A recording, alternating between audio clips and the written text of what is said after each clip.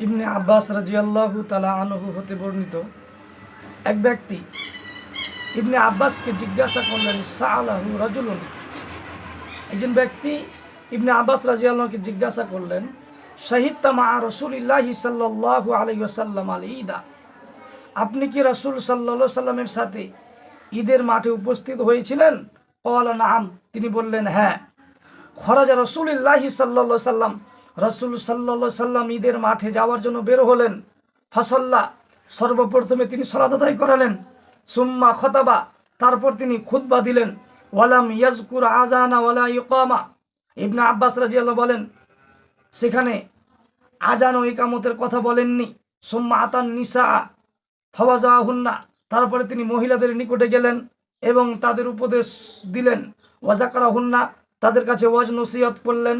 ও আমারাহুন্না বিসাদাকা, এবং তাদেরকে দান ও সাদকা করার জন্য আদেশ করলেন। ফারাআইতুহুন্না ইয়াহুইনা ইলা আযানিহিন্না ওয়া হুলুকিহিন্না ইয়াদফানা ইলা বিলালিন।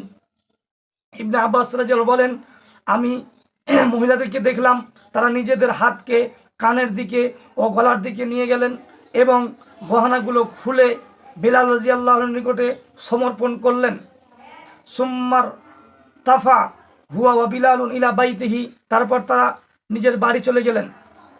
সম্মানিত উপস্থিতি, অত্র হাদিস থেকে বোঝা যায় রাসূল সাল্লাল্লাহু আলাইহি সাল্লাম মহিলাদেরকে ঈদগাহের মাঠে যাওয়ার জন্য আদেশ করেছেন এবং রাসূলের যুগে মহিলারাও ঈদের ময়দানে গিয়েছেন।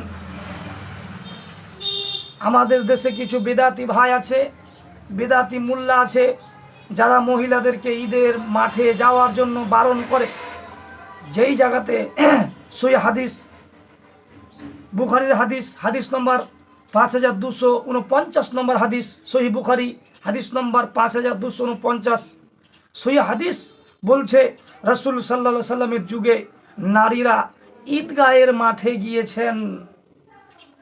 রাসূল সাল্লাল্লাহু আলাইহি সাল্লাম তাদের নিকটে গিয়েছেন, খুতবা দিয়েছেন, তাদের কাছে ওয়াজ নসিহত করেছেন, তাদের কাছে দান সাদকা চেয়েছেন। তাহলে রাসূল সাল্লাল্লাহু আলাইহি সাল্লামের যুগে মহিলারা ঈদগাহের ময়দানে গিয়েছেন। ঈদের ময়দানে মেয়েদেরকে যেতে হবে। আল্লাহর নবী বলছেন মহিলাদেরকে ঈদের ময়দানে যেতে হবে, আর হুজুর বলছে যেতে হবে না, আপনি কি করবেন? আর বিদাতি এলাকা যেগুলি আছে সেগুলি একটা কথা প্রচলন আছে যে তারা যখন ঈদের ময়দানে যায় তখন সর্বপ্রথমে তারা কি করে, আগে খুতবা দেয়। আগে খুতবা চলবে না।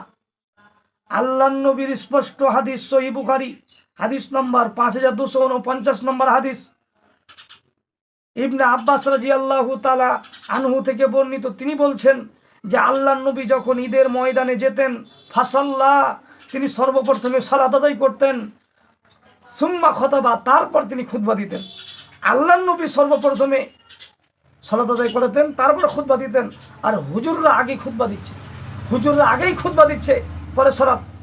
আশ্চর্য বিষয়, রাসূলের সুন্নাতকে, রাসূলের হাদিসকে তারা অমান্য করছে। এই সব মোল্লা থেকে, এই সব বিদাতি হুজুর থেকে, এই সব বেদাতি আলেম থেকে আমাদেরকে বেঁচে থাকতে হবে। সহিহ হাদিসের উপরে আমল করতে হবে। সহিহ হাদিস মানে মেয়েদেরকে ঈদগাহ মাঠে যেতেই হবে, বাধ্য যেতে। ঈদের ময়দানে মেয়েদেরকে নিয়ে যেতেই হবে। যেই সব হুজুররা মহিলাদেরকে ঈদের ময়দানে যেতে নিষেধ করছে সেই সব হুজুরদেরকে পিটানো উচিত, তাদেরকে পিটাতে হবে। সহিহ হাদিস বলছে আল্লাহর নবীর যুগে মহিলারা ঈদের ময়দানে গিয়ে সালাত আদায় করেছে, আর হুজুর বলছে যেতে হবে না। আর হুজুর নিজেই ব্যাখ্যা করে নিজেই কি যে হাদিস কি বুঝলো যে হুজুর সর্বপ্রথমে খুতবা দিল, আল্লাহ নবী সর্বপ্রথমে সালাত আদায় করিয়েছেন, তারপরে খুতবা দিয়েছেন। এই জন্য আমাদের সর্বপ্রথমে সালাত আদায় করাতে হবে ঈদের মাঠে, তারপরে খুতবা দিতে হবে। এটাই হচ্ছে রাসূলের সুন্নাত। আল্লাহ রাব্বুল আলামিন সবাইকে সহিহ হাদিস মানার তৌফিক দান করুক। সবাই বলুন আল্লাহুম্মা আমিন। আসসালামু আলাইকুম ওয়া রাহমাতুল্লাহ।